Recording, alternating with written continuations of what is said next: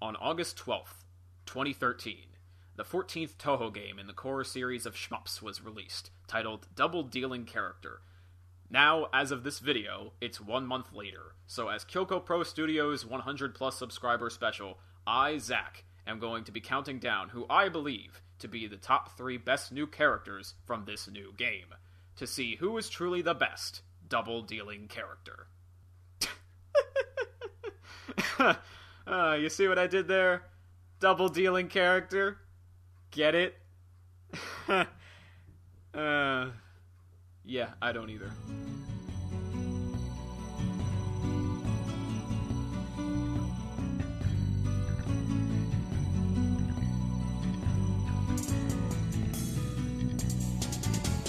With the previous game's religion arc put to bed for the time being, as of this video, Double Dealing Character sits at the interesting spot of either being the first in an entry of a new arc, an idea introduced entirely by the religion arc, a first for Toho during its time, or just a standalone game and potentially a series of standalone titles throughout the core series, very akin to how the first 9 games in the series were structured, counting the original PC-98 games in the grand scheme of things.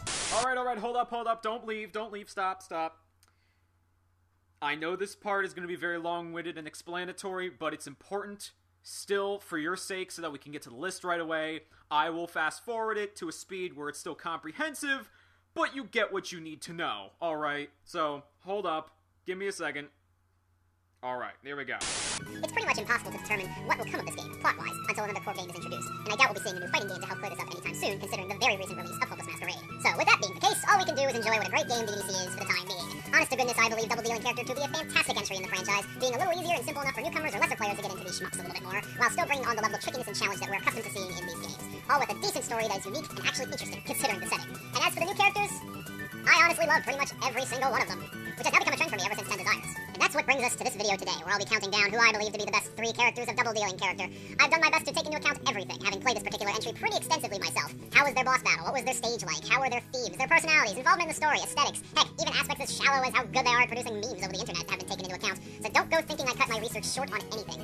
If your favorite character from the game doesn't appear on this list, that does not mean that I don't think they're any good. I will say it one more time. I love this entire cast, which, if you know me, is amazing considering that this usually isn't the case, save for 10 Desires, as I said earlier. So, now that we have our introduction out of the way, it's time I finally dealt my hand. Get it? Because Double Dealing Character? Yeah, I know, it wasn't funny the first time. I'm sorry. Number 3. SAKIBONKY. I'm going to admit this right off the bat, number 3 was definitely the hardest choice, with numbers 2 and 1 being made for me almost immediately upon the game's release. It was just a matter of which one of those 2 deserved the number 1 spot. But when the demo of Double Dealing Character first came out, it was pretty definitive among a lot of people, myself included, as to which among the 3 new characters deserved the number 1 spot at the time. Even proving her staying power to this very day, I believe that none other than the sexy red Dullahan herself, SAKIBONKY, deserves the title of number 3. In fact, oddly enough, I've noticed throughout the years that Stage 2 bosses always seem to get this sort of treatment, where they become a fan favorite right away. Huh. Well, it would appear that this mysterious girl with a funny name turned out no differently. And I call her mysterious, not just because I can't shake the feeling that she reminds me of a yokai Batman, with her cool-looking high-collar, cape, and vibe I get from those eyes of hers that she is the knight, but also because of what I've read about her character. A Rokuro Kubi living undercover as a human in the human village. Doesn't that just make you wonder why she's doing that? I mean, why undercover? Maybe it just means that she's just passing off as a human because, well, she can. But, I don't know. This brief description of her always struck me as very curious. Who knows? Maybe she really is Yokai Batman. She definitely need a cool theme song if she is. But what kind of theme song to give her? Tell me, YouTube, are there any arranges of her theme yet? Oh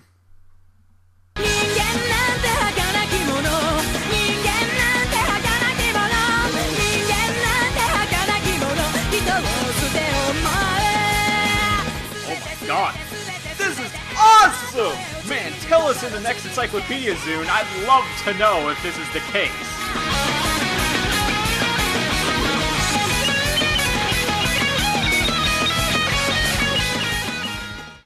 speaking of that, there's actually something else I want to mention that's kind of important as well. No, we're done with the Batman stuff, okay? Jeez. Ugh. I mean, her ability. It's friggin' creepy, don't you think? I mean, yeah, it's kind of cool to see a character who can pop off their head at will in Toho, because I've never seen anything like that before, but it's still just so friggin' creepy. But, you know, that's good. I'm glad to see more creepy yokai in Gensokyo. And that ability certainly gives her a fun boss battle. Definitely the best and most creative among the first several in the game. Really showing off her headlessness powers by shooting out Danmaku tendrils resembling necks. Heads that follow you and fire mother truckin' laser beams out of their eyes. It's great fun and pretty challenging too. This is probably the one out of the first several that also requires technique and finesse instead of just having to dodge random bullets like in Wakasagi Hime and Kagero's fights. Or streams of bullets like in the fights with the Tsukumo. No. SAKIBONKY's fight, that takes skill. Actually, hold up for a second. I've heard this mentioned a couple times before by other people, but there's no better place than right here to address it now. What is SAKIBONKY supposed to be, really? She doesn't have a neck, unless you count her Danmaku, which for the sake of this argument I don't. So she can't really be a Rokurokubi, right? And even though a Dullahan seems like a pretty spot-on choice, since I mentioned it earlier, as far as we know from DDC alone, the only major aspect she shares in common with the legend is that her head is severed from her neck, and a ghastly aura emanates from her neck when she removes it. Though that would certainly be awesome to see her riding on zombie horseback and whipping human spines at people, don't get me wrong. But then what truly is she? Wait. Maybe... could she actually be... No. That's just ridiculous. There's no way. No. Yukari? That's it, isn't it? She's the manifestation of all the hopes and dreams of the Yukari, to take it easy on a body of their very own one day. Then she really must be Batman, or rather, Yukari Man. Bringing vengeance to all those Yukari who were thought to be weak and helpless, but not anymore! She stalks the city streets, searching for the perfect victims so that she can behead them to allow her Yukari brethren to fulfill their ultimate desires. It all makes sense now! Now I know why SAKIBONKY's in this story! Or maybe she's just a Nuke Kubi. Oh.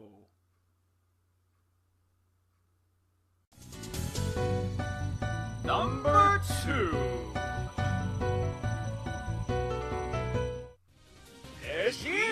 Yes! Oh, what is that? What? This can't be right. Oh god, and I can see her faces right now. But that's all wrong, you're saying. And yeah, you're right. God. Quick, I gotta swap this out. I gotta flip this over. I gotta fix this somehow. Sexybanki! There we go. Much better. Okay, I'm sorry. No. That was a terrible joke on my part. But trust me, my reasons for putting Seiya, by far the number 1 most popular choice from the cast of Double Dealing character, at number 2. They're completely serious. Maybe even justifiable if you give me a chance. So bear with me. Okay. So, I made several polls over the past 10 days before I uploaded this video, asking various Toho fans to determine who they believe to be the best character from DDC. The results weren't quite what I'd deem a landslide, but they proved to be pretty vastly in the Little Imp's favor, showering her with praise in the comments that I honestly couldn't disagree with. Seiya is a really nifty character, and a great addition to Gensokyo's residency at large. Even if not so great for the inhabitants themselves. Her story is that she's a trickster who thrives on contradictions, even as strongly as hating what is usually considered good and liking what is usually considered bad, and turning things upside down, both literally and metaphorically. Hence, it naturally became her grand ambition to eventually overthrow society and bring those considered to be weak, such as herself, to be up in a place of supreme power where they could look down on those considered to be strong. It would be a sympathetic plight in the hands of a more heroic soul. Instead, it's pretty clear that Seija is only doing this because of her addiction to contradiction. It's this addiction that is her only strength, and it's not a very positive, admirable, or even likable quality about her. She's a sociopath, a liar, which I'll get into later, and a stubborn fool. And yet, after all that negative analysis that I made just now, this actually all equates to her being a surprisingly intriguing character in a lot of ways. For starters, she is the first Stage 5 character to actually be the real instigator and source of the incident in the game that she debuted in. In fact, unlike the quote-unquote villains of the past, Seija is arguably the first who really seems to genuinely fit the bill for villainous behavior, even seriously shocking Reimu when her plot is revealed in-game.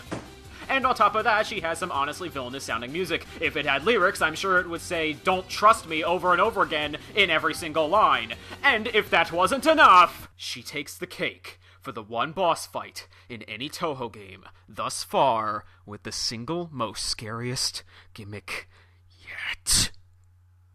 Flipping the flippity-flapping controls! Oh no, not another one, you flip-flopping hooligan. Oh god, what's up, what's right, what's this? Oh god, this crazy Shine Man. What the fuck?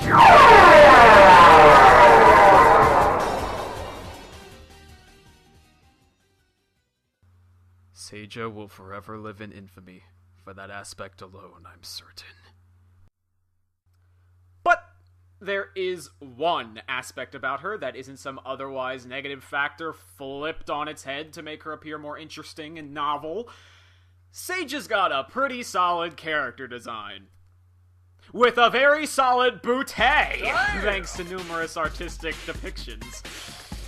Given that, this scene emo look she's got going on, combined with the persona of someone who clearly looks at herself in the mirror every day and boldly says aloud, "I want to be different from everybody else," it would appear that she's clearly banking on the new hotness factor, which I can assure you, is never a bad thing. But it's right about this point that I bet you're wondering, but Zach, if there are so many interesting things about this character and everybody, including yourself, seems to like her, then why did you put her at number 2? And you have every right to be wondering that, because that very question is what brings us to my number 1.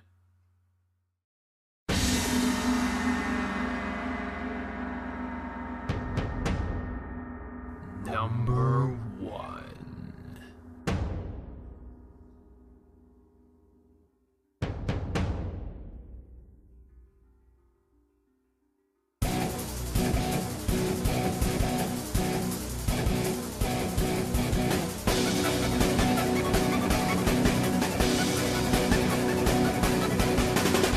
Shinmyomaru Tsukuno. That's right. I picked the... Flip her over! We're done with that gimmick! Oh yeah, that's right. I picked the Pikmin for Best Toho of Double Dealing Character. The real sad part is that when Tsukuno was first revealed, everybody I knew made fun of her for being based off of a race of yokai that were essentially a bunch of funny-looking dwarf people that nobody cared about. Which is ironic, because that has everything to do with Tsukuno's character in this game. From what I've read, she's actually heavily based off of the so-called One-Inch Boy and Oni Slayer Issun-boushi, right down to the fact that she uses a sewing needle for a sword and a Japanese ramen bowl as a makeshift ship. There's actually a surprising amount of backstory to the legend of Issun-boushi and the Miracle Mallet, the crux of both the Kobito legend and the entirety of this game, so I'll try to summarize this as best I can. Tsukuno's mallet here, called the Miracle Mallet, can grant any wish for a price. Seija was actually the one to recover the mallet, but she wasn't able to use it since only a Kobito is permitted to wield it, despite it actually being an Oni tool, but whatever. So what did the conniving sociopath Seija do? She lied through her teeth, of course. She falsified the reasons as to why Tsukuno's race was lost amongst the Oni so that she could use the mallet to meet her own ends, calling out the more everyday powerful yokai as oppressing Tsukuno's people, which is completely untrue, as in reality most have just forgotten about the Kobito altogether and never oppressed them to begin with.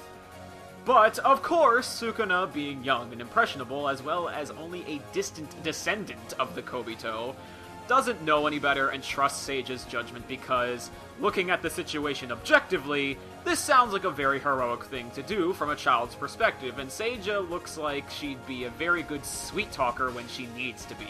It's in her race's nature as an Amano Jaku to be good at doing nasty things, so I would imagine knowing how to manipulate people well would be a primary tool to hone. Despite the lies, though, that's certainly one strong positive feature to back up Sukuna that Seija doesn't have. Her and her distant race have an interesting backstory focused on a powerful yet fearful object that long ago was the reason behind the Shining Needle Castle becoming the inverted world that it is in DDC. Who knew that the Kobito could actually be so deep, right? Also, because of her appearance, innocent demeanor, and rose-colored understanding of the world, Sukuna is incredibly endearing. And, dare I say it, moe. I mean, look at her. She looks like how Kaguya should have turned out, but trading in that ridiculous bow and Satori-style top to much more closely resembling what I would imagine a princess character in Gensokyo to look like, and with the added bonus of being able to fit comfortably inside of my favorite soup bowl. Jeez, it's impossible to look at this girl without her putting a smile on my face. Fun size for the win, man! But besides her being a strong contender for Toho's most moe, Sukuna can actually really throw down when she has her special mallet in hand. I mean, I would hope so, considering that she's turned inanimate objects into living beings, and as a mere byproduct of the Miracle Mallet's power, made normally peaceful yokai mad with rebellion. And while her gimmick isn't as nasty as Seija's, making your hitbox freaking massive is still a pretty clever trick. Though I can't really get upset at her for that, since this is, all around, a pretty epic final boss fight. The music here tells quite a bit all on its own, as it's simultaneously bombastic and sympathetic, providing both flavors of intensity and heavy-heartedness. This is a little girl that, in all honesty, I would rather not fight, but I have no choice due to the major consequences that have and will occur should she be left unpunished. There's a similar vibe to the music during Stage 6 of UFO up to the point where you fight and defeat Byakuya and Hijiri. Something in your conscience is telling you that you'd just rather not attack a saint! Granted, that certainly isn't what Reimu was thinking. And while I'm being honest, a character that I can sympathize with is almost always far more interesting than the character who is just bad for the sake of being bad. And that's the clear difference between Sukuna and Seija, respectively here in Double Dealing character. Seija's cool, yes, but that just stems from the fact that she is essentially an evil character, and something about evil is just inherently cool to a lot of people, myself included. But when it comes right down to it, in a decent story such as this one, the character who is the most evil usually isn't the best character, since they're generally one note, maybe two. It's the character who is lured in and tampered by that evil who I find myself interested in more, since they typically have more of a story to tell concerning their said tampering. In short, Seija is just the Mephistopheles to Sukuna's Faust, and that dynamic inherently makes me want to know more about Sukuna's predicament, how her past might influence her decision-making, how she got to where she is now, and how she will grow beyond this, many times over a character like Seija, who I can simply sum up as, she does it because she's bad, and bad is what bad does. Maybe future games and literature will change how I see that dynamic among these two, but for now, you'll find me closer on pins and needles to see how Sukuna's holding up as opposed to the little demon that put her in the spotlight in the first place. So there. I hope that answers your pondering. Sure, it's an arguable position to have, but it's my position nonetheless. This is ultimately why the childlike Kobito princess, Shinmyo Maru Sukuna, makes it to the top of my list as the #1 best character of Double Dealing character.